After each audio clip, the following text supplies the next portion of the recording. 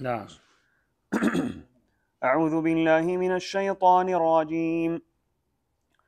وهو الذي سخر البحر لتأكلوا منه لحما طريا وتستخرجوا منه حلية تلبسونها وترى الفلك مواخر فيه ولتبتغوا من فضله ولعلكم تشكرون.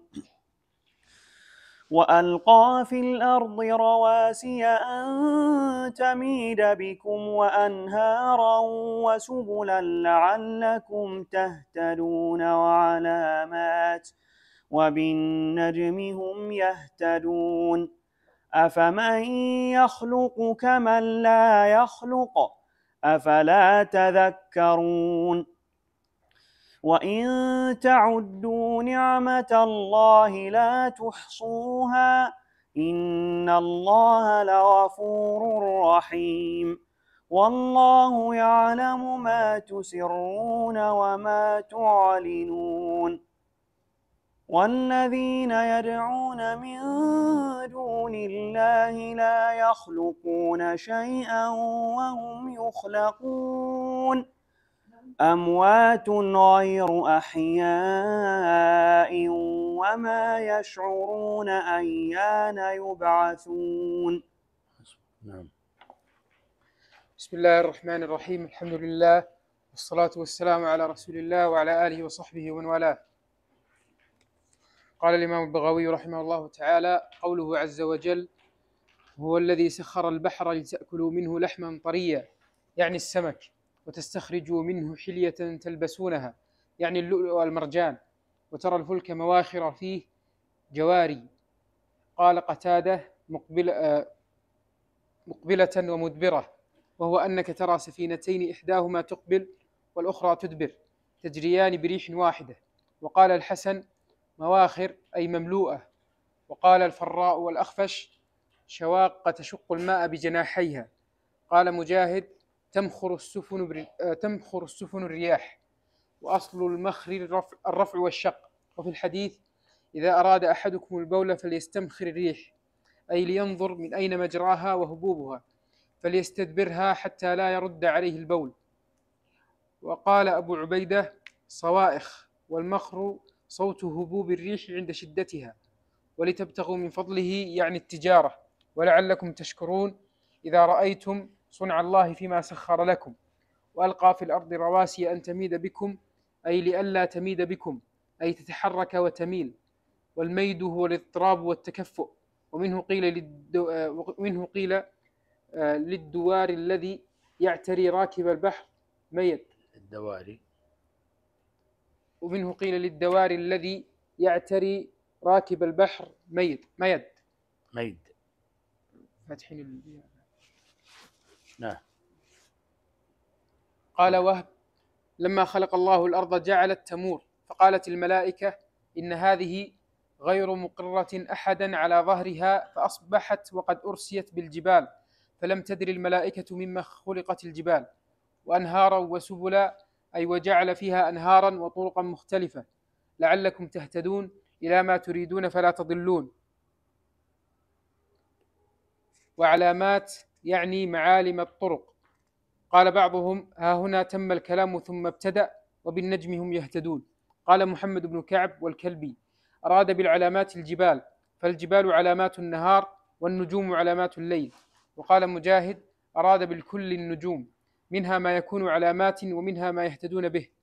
قال السدي: أراد بالنجم الثريا وبنات نعش والفرقدين والجدي، يهتدى بها إلى الطرق والقبلة. وقال قتادة: إنما خلق الله النجوم لثلاثة أشياء: لتكون زينة للسماء، ومعالم للطرق، ورجوما للشياطين، فمن قال غير هذا فقد تكلف ما لا علم له به. أفمن يخلق، يعني الله تعالى، كمن لا يخلق، يعني الأصنام. أفلا تذكرون؟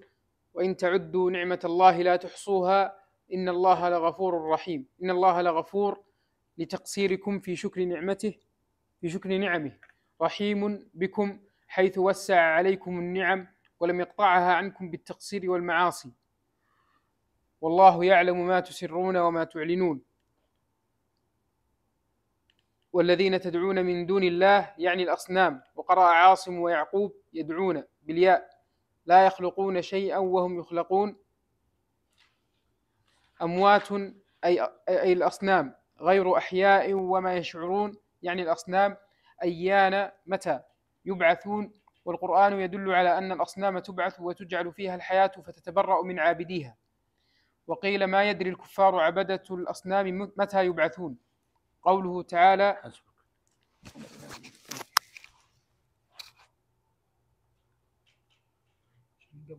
والذين تدعون من دون الله مو هي وقفنا على الويلات. لا، والذين هي في الآية عندنا والذين يدعون الرواية. إيه بس هو جاب والذين تدعون. إيه جاب القراءة الأخرى. جاب الأخرى. قراءة حفص يدعون.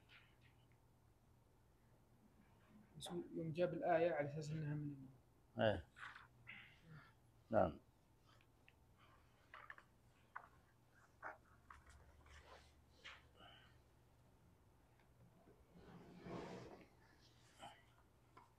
بسم الله الرحمن الرحيم. الحمد لله رب العالمين، صلى الله وسلم على نبينا محمد وعلى آله وصحبه أجمعين.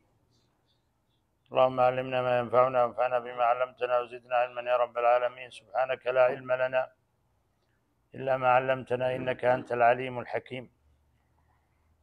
لما ذكر الله عز وجل في مستهل هذه السورة الكريمة سورة النحل طائفة من نعمه العظيمة الجليلة التي أنعم الله بها على الخلق، قال في هذه الآية سبحانه: وهو الذي سخر لكم البحر لتأكلوا منه لحما طريا. وهو الذي سخر البحر لتأكلوا منه لحما طريا وتستخرجوا منه حلية تلبسونها وترى الفلك فيه مواخر ولتبتغوا من فضله وترى الفلك مواخر فيه ولتبتغوا من فضله ولعلكم تشكرون. في هذه الآية الكريمة يذكر الله عز وجل نعمة أخرى ومنة كبرى من نعمه ومننه سبحانه على عباده، وهو هذا البحر. والبحر هنا ذكره الله عز وجل باسم الجنس ويعم جميع البحار التي خلقها الله عز وجل على ظهر هذه الأرض، وهي أكثر من نصف مساحتها، أكثر من النصف من الأرض، حتى قيل أن 3/4 الأرض من البحار. قد خلقها الله لحكم عظيمة، وامتن الله عز وجل بها على عباده في هذه الآية بتسخيرها. وهو الذي سخر البحر لتأكلوا منه لحما طريا تستخرجوا منه حلية تلبسونها وترى الفلك مواخر فيه ولتبتغوا من فضله ولعلكم تشكرون. ولولا تسخير الله عز وجل لهذا البحر الخضم المتلاطم لما ركبه إنسان ولما استقرت عليه الفلك، لكن الله عز وجل بفضله ومنته سخره. وفي قوله جل وعلا سخر في لفظة التسخير دلالة على الاستعصاء لولا أن الله عز وجل سخره، كما قال تعالى في آية أخرى: الله الذي سخر لكم البحر لتجري الفلك فيه بأمره ولتبتغوا من فضله ولعلكم تشكرون. وذكر هنا منافع عظيمة في هذا البحر، فذكر لتأكلوا منه لحما طريا، فذكر هذه النعمة الجليلة، نعمة المخلوقات في البحار من أنواع الأسماك والحيتان وما ينتفع به الناس في الأكل والطعام وقد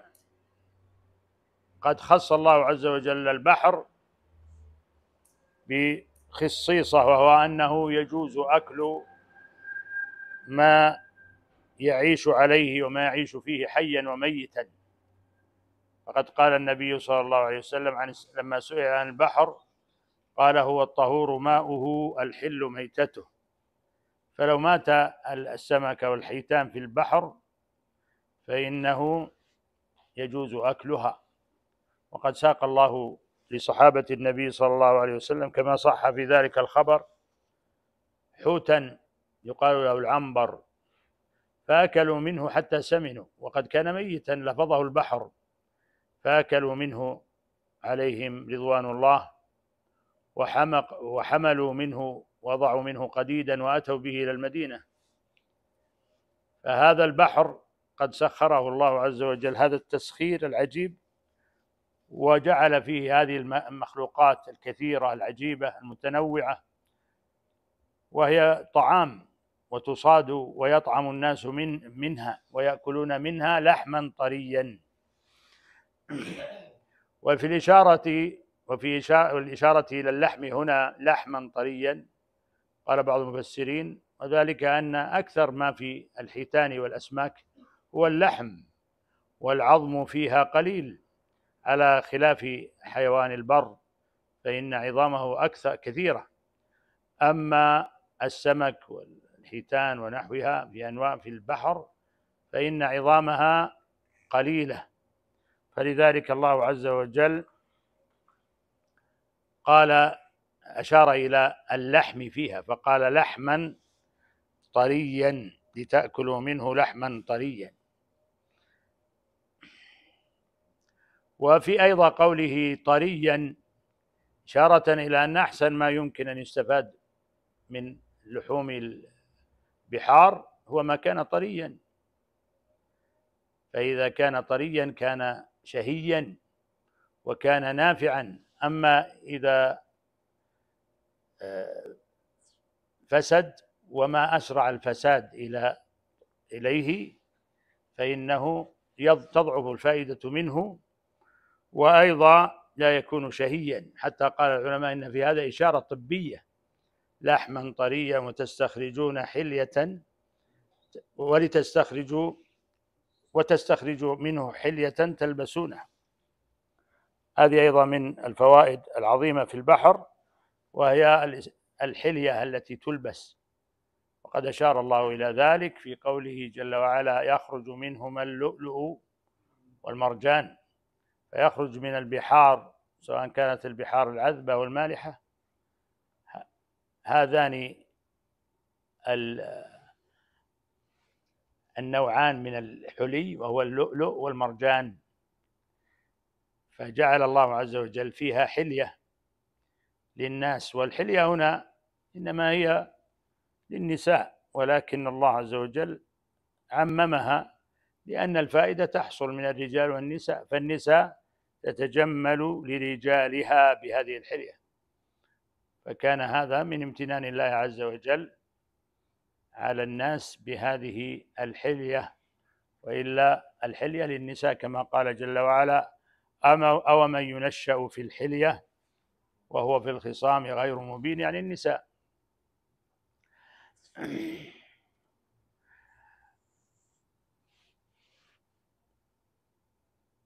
ثم ذكر الله عز وجل فيها الفلك المسخرة على ظهرها، والتي تمخر عباب البحار تمخره هذه الفلك التي تجيء وتذهب، تقبل وتدبر على سطح هذه البحار.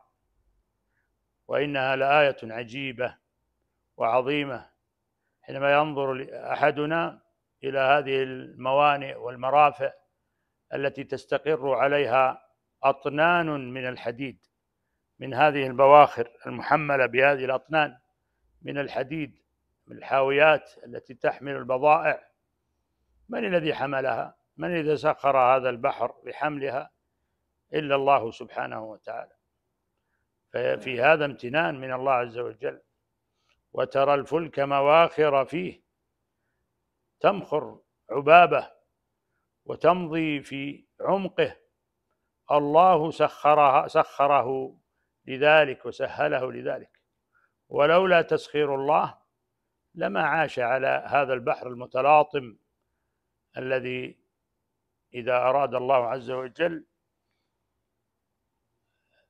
بعث فيه الموج الشديد الذي يكون كالجبال فيغرق، يمكن يغرق من كان عليه، لكن الله عز وجل هيأه لحمل الناس والفلك ولحمل البضائع التي تنقل على ظهره، وهي في زمننا هذا ظاهرة بينة لكثرة ما ينقل على البحار من البضائع، فإن أكثر البضائع بل معظمها إنما ينقل في البحار ويأتي عبر البحار إلى الناس والبلدان، فتحصل فائدة في التجارات منه.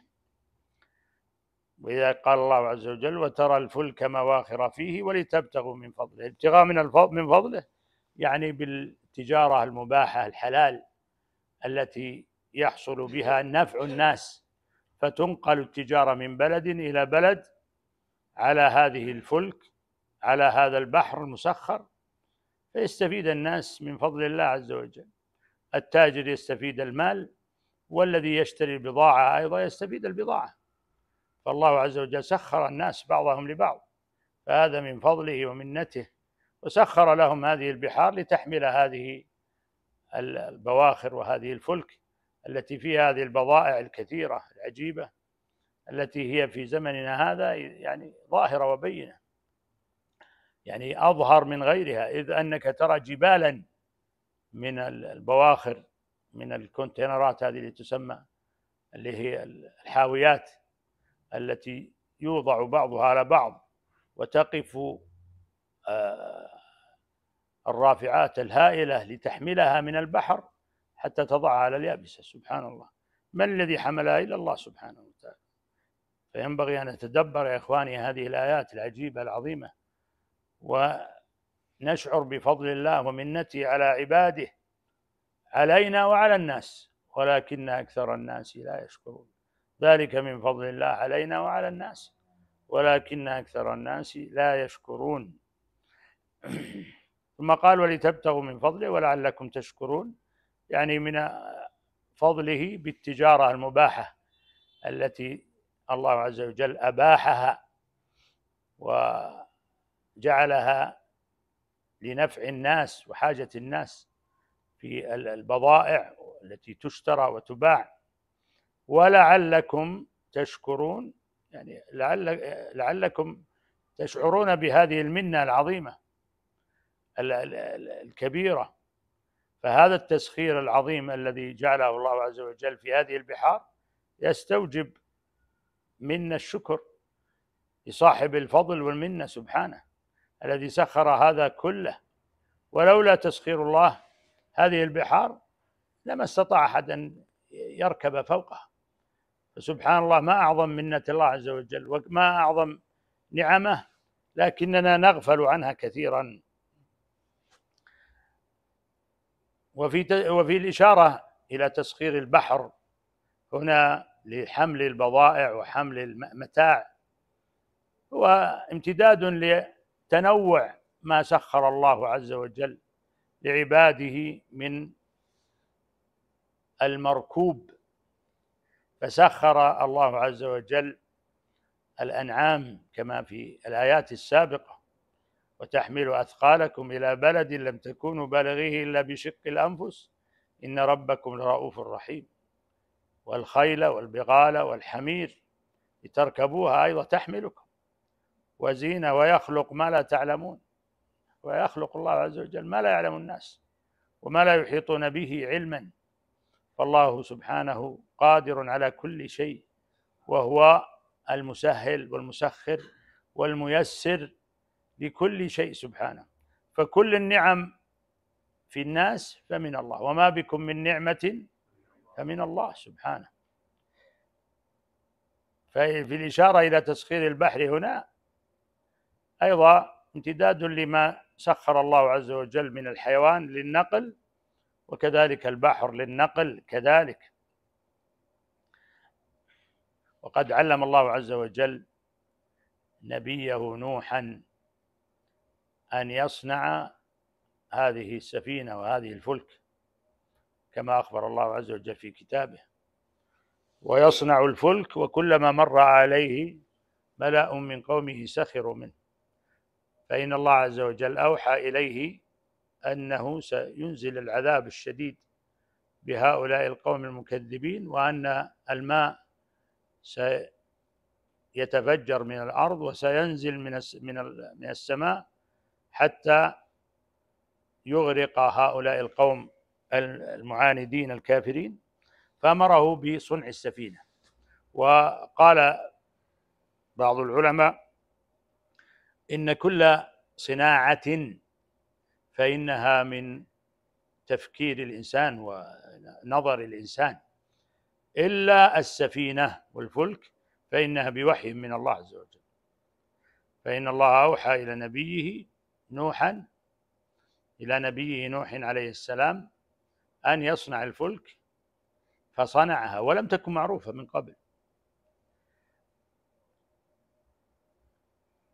فهذه الفلك التي أول من صنعها نوح عليه السلام، استمر الأمر فيها واستفاد الناس منها استفادة عظيمة، وركبوا عليها في البحار بعد ذلك.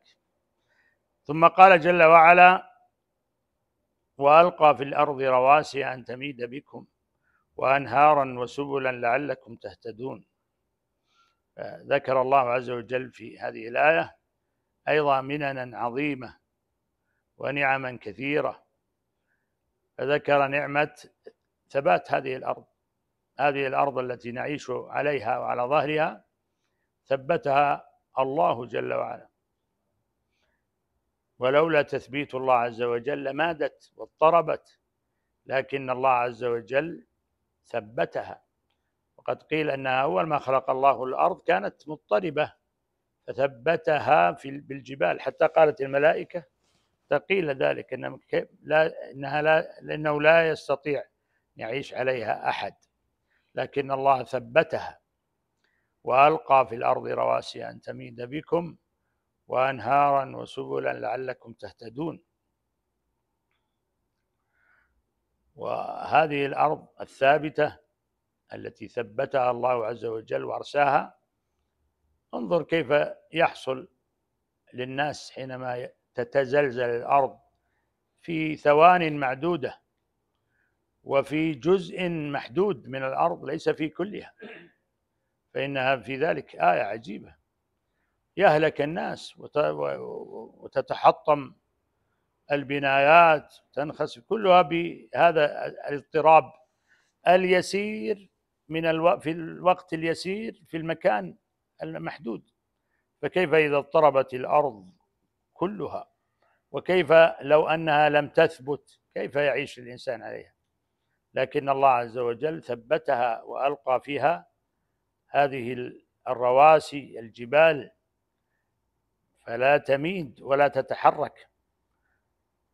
ولذلك قال الله عز وجل في آيات في هذا الشأن: ألم نجعل الأرض مهادا والجبال أوتادا. وقال الله عز وجل: والأرض بعد ذلك دحاها أخرج منها ماءها ومرعاها والجبال أرساها، أرسى بها الأرض. وقال جل وعلا: وجعلنا في الأرض رواسي. وقال جل وعلا: وجعلنا فيها رواسي شامخات. فكل هذا الله عز وجل يذكره على سبيل الامتنان والنعمة على العباد، فينبغي أن نتدبر هذا الأمر، أن الأرض ثبتها الله عز وجل وأرساها، وأن نتذكر ونعلم أن الله قادر على أن يجعلها مضطربة، وهذا يحصل في مثل الزلازل ونحوها. فكيف يعيش الإنسان؟ يعيش في هلع وخوف. انظروا إذا حصل الزلزال كم يخاف الناس ويصيبهم الخوف والهلع. فالله عز وجل من فضله وإحسانه أن ثبت هذه الأرض وأرساها فلم يجعلها تميد بنا، بل كانت ثابتة، وسهل فيها أيضا الطرق كما أخبر الله عز وجل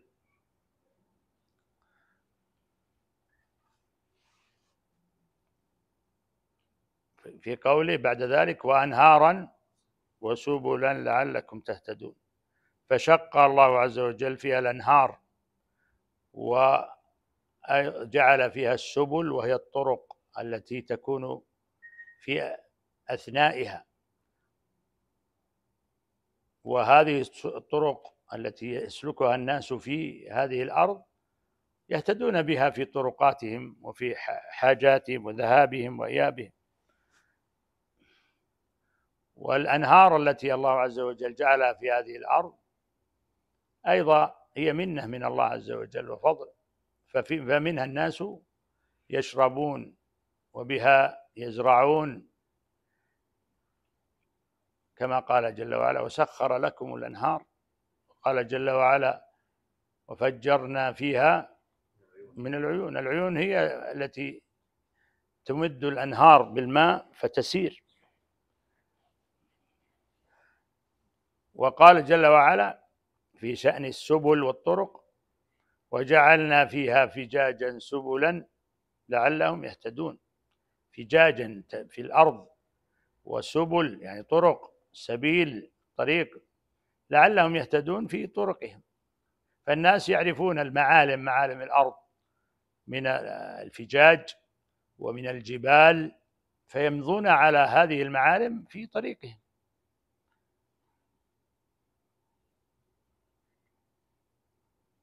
فسهل الله عز وجل وسخر الأرض وجعل فيها المسالك. والله جعل لكم الأرض بساطا لتسلكوا منها سبلا فجاجا. فالفجاج الأرضية، بالفجاج الأرضية يعرف الناس طرقهم. وفي حال التباسها وانطماسها كيف يهتدون؟ بالنجم. فإذا انطمست هذه المعالم إما بالتشابه الشديد أو بالظلمة في الليل، فإن الناس يهتدون في طرقهم بالنجم. ولذلك قال بعدها: وعلامات وبالنجم هم يهتدون. فأشار الله عز وجل إلى الاهتداء بهذه السبل والفجاج والمعالم والجبال في الطرق الأرضية. وإذا التبست هذه الطرق والمعالم على الناس إما بالظلام أو بالتشابه فإنهم يهتدون بالنجم. وكذلك يهتدون بالنجم في إيش؟ في البحار. فإن البحارة يعني ينظرون في النجوم فيسلكون الطريق ويعرفون الجهة، كما قال جل وعلا: وهو الذي لتهتدوا بها في ظلمات البر والبحر. فالنجوم يهتدي بها الناس في ظلمات البر والبحر. هذه نعمة من الله عز وجل. وقد ذكر الله عز وجل النجوم وامتن بها في آيات كثيرة، مثل هذه الآية: هو الذي جعل لكم النجوم لتهتدوا بها في ظلمات البر والبحر. وفي قوله تعالى في أول هذه السورة: والنجوم مسخرات بأمره. وفي سورة الأعراف: إن ربكم الله الذي خلق السماوات والأرض في 6 أيام ثم استوى على العرش يغشي الليل النهار يطلبه حثيثا والشمس والقمر والنجوم مسخرات بأمره ألا له الخلق والأمر تبارك الله رب العالمين. فهذه النجوم نعمة من الله عز وجل. وقد ظل في شأن النجوم طوائف من الناس كالمنجمين الذين زعموا وظلوا في زعمهم أن للنجوم تأثيرا على الناس، وبها يعرفون الأحوال، وكذبوا في ذلك. وقد قال قتادة وهو من علماء التفسير، قتادة بن دعامة السدوسي رضي الله عنه، قال: خلق الله هذه النجوم لثلاث: زينة للسماء، ورجوما للشياطين، وعلامات يهتدى بها. وعلامات يهتدى بها. هذه الثلاث الفوائد العظيمة الجليلة التي يعني نستفيد بها من النجوم. ولله أيضا أمور عظيمة قد لا نعلمها ولا ندركها. قال: خلق الله النجوم إيش؟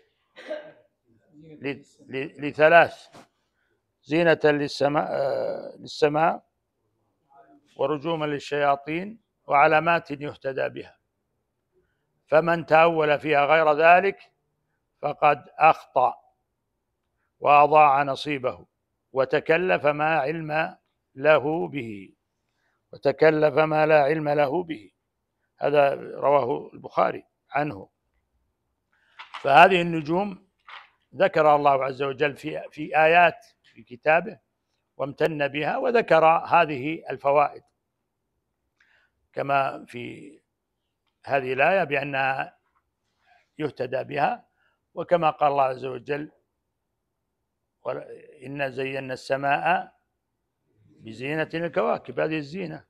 وكذلك رجوما للشياطين، وجعلناها رجوما للشياطين. هذه من منافع النجوم، والتي من أجلها الله خلق النجوم. وأما أن يكون لها تأثير في الناس فليس لها تأثير. أما النجوم التي هي في بزوغها يحصل التغير في المناخ، هذا ليس له شأن في تأثيرها، وإنما هذا من تغير المناخ الذي يكون يعني له نجم يخرج فيتغير المناخ بأمر الله عز وجل. تغيرت من البرودة، من الحرارة إلى البرودة إلى كذا، ويحصل فيه الإنبات في النجم في كذا. هذا معروف عند الناس وليس له علاقة. لكن أن يكون بالنجوم معرفة لما هو من الغيب، فلا يعلم الغيب إلا الله عز وجل. قل لا يعلم من في السماوات والأرض الغيب إلا الله وما يشعرون أيان يبعثون. فهذه النجوم وما الآن يفعله الناس من تسمى ايش البروج، أنت مولود في برج كذا وأنت كذا، كل هذه من الضلال والضلالات التي استعمل بها النجوم في غير ما خلقت من أجله. ثم قال تعالى: أفمن يخلق كمن لا يخلق أفلا تذكرون. بعد أن ذكر الله عز وجل جملة من المخلوقات العظيمة في هذه السورة الكريمة، ذكر خلق السماوات والأرض، خلق السماوات والأرض بالحق تعالى عما يشركون. خلق السماوات، وخلق السماوات عظيم، والأرض كذلك، خلق هذه الأفلاك العجيبة. ثم أشار الله عز وجل بعدها إلى خلق الإنسان بقوله: خلق الإنسان من نطفة فإذا هو خصيم مبين. وفي هذا الإنسان وفي خلقه عجب، فإنه قد منحه الله عز وجل خصائص عجيبة عظيمة، ومن أعجبها العقل واللسان والخصومة.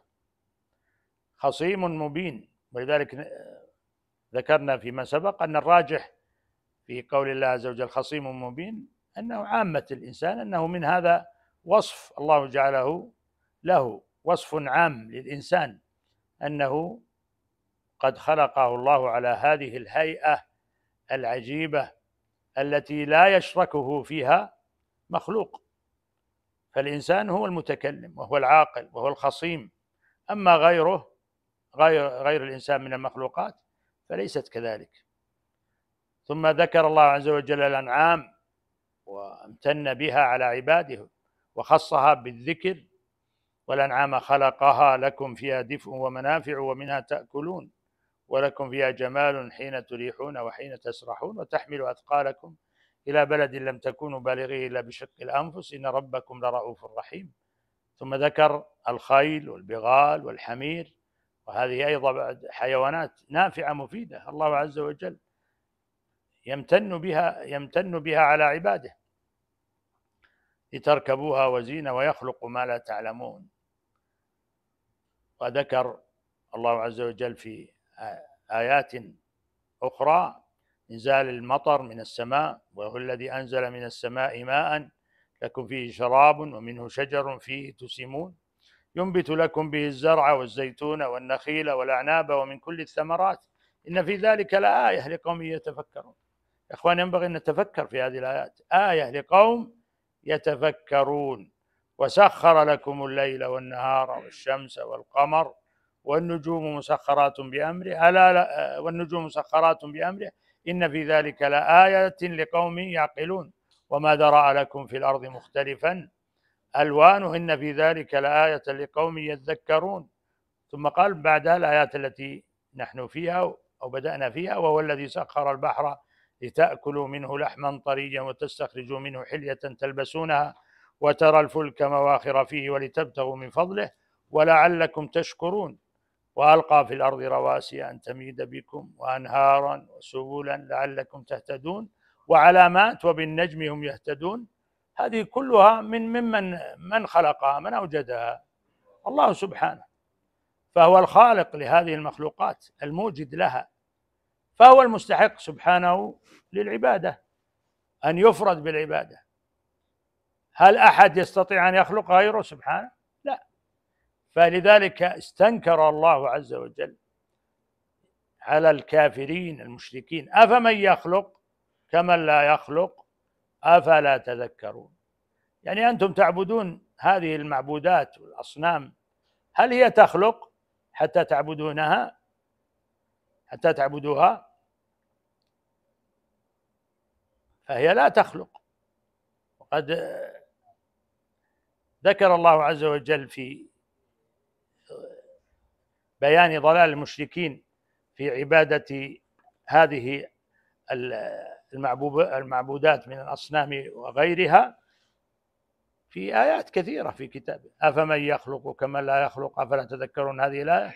وقوله تعالى: واتخذوا من دونه آلهة لا يخلقون شيئا وهم يخلقون.